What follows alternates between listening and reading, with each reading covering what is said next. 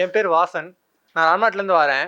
இது எனக்கு 3rd attempt. First அட்டெம்ப்ட்ல பார்டர்ல 2 மார்க்ல ஃபெயில் ஆயிட்டேன். செகண்ட் அட்டெம்ப்ட்ல 1 மார்க்ல ஃபெயில் ஆயிட்டேன்.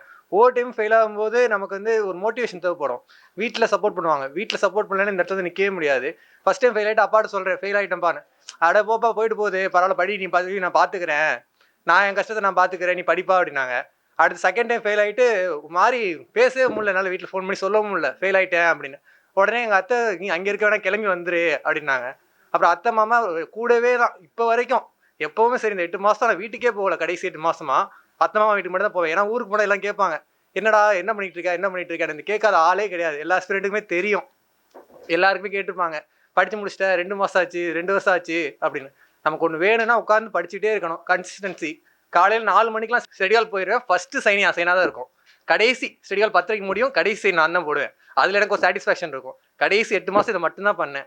ஃபர்ஸ்ட் 2 அட்டெம்ப்ட்ல ஃபெயில் ஆனதுக்கு என்ன மிஸ்டேக் பண்ணேன்னு தேடி தேடி பார்த்தேன். நான் பண்ணது என்னன்னா, ஒரே எக்ஸாம் படிக்கல. கிடைக்கிற எல்லா எக்ஸாமும் எழுதினேன். லாஸ்ட் டைம் என் ஃப்ரெண்ட் ஒரே எக்ஸாம் தான் படித்தான், அவன் பாஸ் பண்ணிட்டான். அதை பார்த்தோன்னே சரி, நம்ம இந்த டைம் எஸ்ஓ மட்டும் தான் படித்தேன், வேறு எந்த எக்ஸாம் தெரியும் அப்ளை பண்ணல. மெயின்ஸ் முடிச்சோடனே சொல்லிட்டேன், மெயின்ஸ் எக்ஸாமாலே தெரிஞ்சிருச்சு நான் பாஸ் ஆயிடுவேன் அப்படின்னு. மெயின்ஸ் முடிச்சோடனே நான் வெக்கேட்டும் பண்ணிட்டேன். ஏன்னா அந்தளவுக்கு கான்ஃபிடென்ட் இருந்துச்சு, இன்டர்வியூலாம் நமக்கு தேவையில்லை, நம்ம பாஸ் ஆயிடுவோம்னு. வருஷம் இன்டர்வியூ மார்க் குறைச்சி தான் போட்டுருந்தாங்க. ஆனால் இந்த டைம் மெயின்ஸில் கூட மார்க்னால உடனே கிளியர் ஆயிடுச்சு. திரு வாசன் அவர்களின் குடும்பத்தினரை மேடைக்கு வரும்படி அன்புடன் கேட்டுக்கொள்கிறோம். இது அத்தைகிட்டலாம் நான் ஒவ்வொரு பிலிம்ஸ் முடிஞ்சும் ஃபோன் அடிப்பேன். பிலிம்ஸ் முடிஞ்சிருச்சு, மெயின்ஸ் முடிஞ்சிருச்சு, எல்லா எக்ஸாம் ஃபோன் அடிப்பேன். ஒன்று விடாமல் ஃபோன் அடிச்சுட்டு இருப்பேன். சரி படி பார்த்துக்கலான்னு. போன டைம் இந்த டைம் ரிசல்ட் வரும்போது எல்லாரும் உட்காந்து பார்த்துட்டு இருக்காங்க. நான் பார்க்கவே இல்லை ரிசல்ட்டை.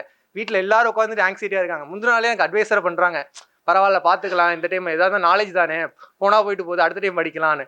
ரிசல்ட் வரக்கு முன்னாடி சொல்லிட்டேன், நான் இந்த டைம் சொல்கிறேன், இந்த டைம் எனக்கு வேணும், நான் வாங்கிடுவேன்னு சொன்னேன். அதே மாதிரி கிளியர் ஆயிடுச்சு எக்ஸாம் ரிசல்ட்டு. Thank you sir. திரு வாசன் அவர்களின் பெற்றோரை ஓரிரு வார்த்தைகள் பேசும்படி அன்புடன் கேட்டுக்கொள்கிறோம்.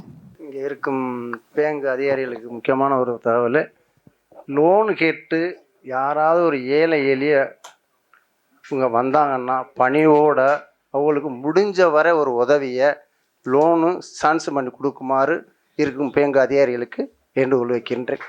எனக்கு லோனு கிடைக்கல, சென்ட்ரல் பேங்க் போயிட்டு அதே பேங்குக்கு என்னுடைய பையன் பேங்க்கு வேலை கிடைச்சதுக்கு ரொம்ப நன்றி.